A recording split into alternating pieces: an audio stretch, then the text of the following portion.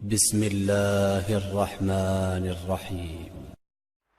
ایک سوال یہ، جب ایک آدمی نے اپنی بیوی کو معمولی جھگڑے پر ایک ہی وقت اور ایک ہی مجلس میں 3 بار طلاق کہہ دیا، اور اس وقت گواہ کے طور پر آدمی کی امی موجود تھی، لہذا اس کے بارے مجھے بتا دیں کہ اب میاں بیوی آپس میں صلح کے بعد رجوع کر سکتے ہیں یا نہیں؟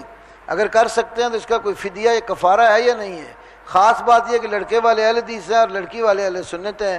لڑکے والے تو آپ کا فتویٰ ماننے کو تیار ہے، لڑکی والے تیار نہیں ہیں، تو اگر وہ تیار نہیں تو دھکے سے تو کوئی منوا ہی نہیں سکتا۔ لیکن ایک بات کہتا ہوں، غور کریں، آپ میں شادی شدہ ماشاءاللہ کئی حضرات بیٹھے ہیں، جس وقت عام طور پہ نکاح کا خطبہ مولوی صاحب پڑھتے ہیں اور پھر ایجاب قبول کرواتے ہیں تو کتنی بار کرواتے ہیں؟ میں تو ایک بار کہہ کے بات ختم کرتا ہوں۔ عام معاشرے میں کیا ہوتا ہے؟ مولوی صاحب کتنی بار کرواتے ہیں؟ کتنی بار؟ 3 بار۔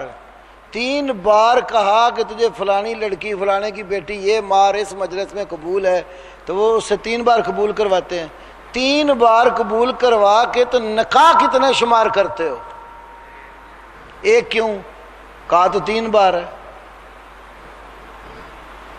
طلاق 3 بار کہہ دے، طلاق وہ کہتے 3 ایک ہو ہی نہیں سکتی، تو نکاح 3 پڑھے تو وہ 3 ایک کیسے ہو گئے؟ اس نقطے پہ ذرا غور کرنا۔